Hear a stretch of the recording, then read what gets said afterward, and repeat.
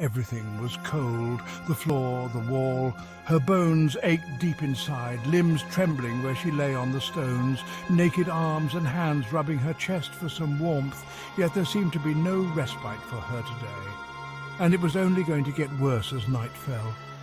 Maybe Jonas will get his wish after all, and he doesn't even need to lift a finger. Just leave me here to freeze to death. Just opening her eyes was painful now.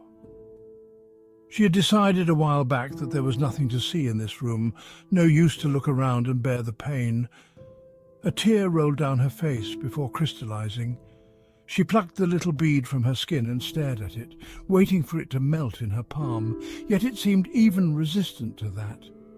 She closed her eyes again in despair, wondering how long she would hold out before death grabbed her ankles to drag her away.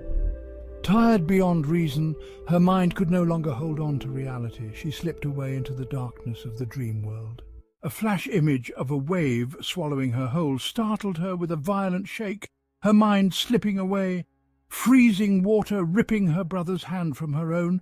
"I'm so sorry," she mumbled in whispered cries, her voice trembling. 7 summers old, she had been the eldest and in charge of protecting Besmitz, her 4-year-old brother. A shrill scream raced from her lips, salty water pummeling their little bodies, rushing up her nose, eyes burning fiercely as she tried to search for her brother, the green and white liquid bashing her around. She heard her father's screams when her head breached the surface for an instant, only to be sucked down again, engulfed in bubbles and speeding bits of shells brazenly slamming into her. "Besmitz!" she yelled, sucking up more water, the sound never reaching the outside, trapped by her encroaching killer. A small arm popped up from the water about 100 feet away as she beached, vanishing quickly like it had never been. Her feet dragged on the sand, rocks scraping her thigh open, another slap of the waves, air bursting from her lungs.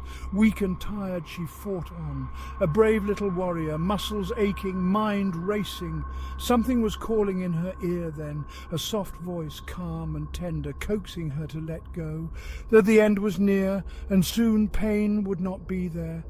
She heard that same voice now where she lay, until finally strong hands dragged her to the shore and dropped her, water spewing from her lungs like vomit. "I'm sorry," she had croaked through gushing water. "Besmitz!" Orana turned on her side, coughing up more liquid, and watched her father dive into an oncoming wave, the clap making her jerk. On weak legs she stumbled closer, screaming for her father and for Besmitz, watching for signs of life, hope fading with every passing second. Her screeching voice echoed out over the shore, attracting other fishermen from a distance away, saw them running towards her.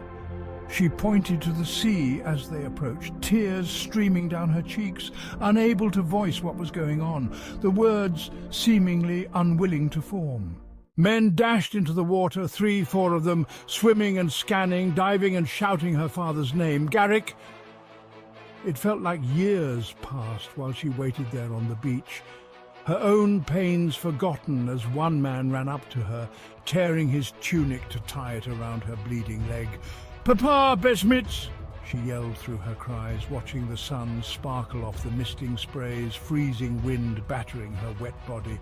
A man burst through the surface, gulping in air. Exceptionally dark of colour, the whites of his eyes burned holes in her soul. The man screamed for help while he swam to shore, dragging her father and Besmitz along. Quickly, more men were at his side, easing his burden by taking the boy, others grabbing a leg or an arm of her father. Orana desperately wanted to run to them, but the man held her tight. "Let them work, child," she remembered the man saying to her. They turned her father onto his stomach and massaged and slapped his back, hitting fist after fist, then turned him around, some rubbing his arms and legs, while another pumped and pressed on his stomach.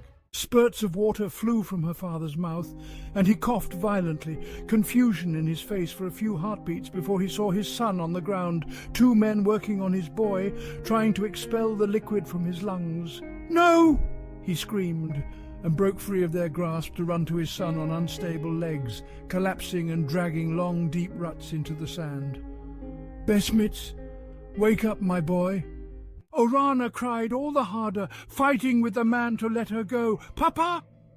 When the man didn't relent, she cracked her foot down on his toe and ran when he let go of her. Arms swinging, legs running, she reached her father, seeing Besmits on the sand, lips blue, his colour all wrong, grey and dead-looking.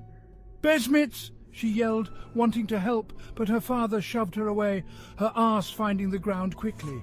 "Keep her away!" he yelled at the men, and quickly someone swooped her up, carried her away, kicking and screaming. Something attacked Orana, waking her from her deathly slumber, an entanglement of limbs strangling her from every corner of the jail.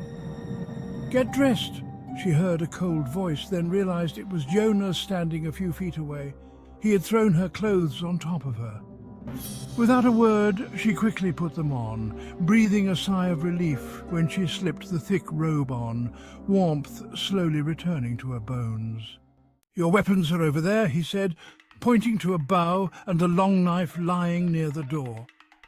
"How did you get them?" she asked, straightening her gear and slipping her gloves and boots on.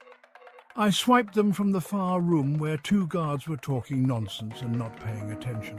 They might soon realize they're missing, though, so hurry up." Jonas was also busy putting on his clothes, strapping a sword to his side. "They took my trophy, Danu's spear. I want it back." "Just when I thought you were coming to your senses. You owe me, Orana, a lot." She sighed deeply and said, "Fine, I will help you get that back, but then we leave. I know a place where we can lie low before we make our move." With their gear gathered and clothes donned, Jonas grasped Orana's hand and stepped through the fold.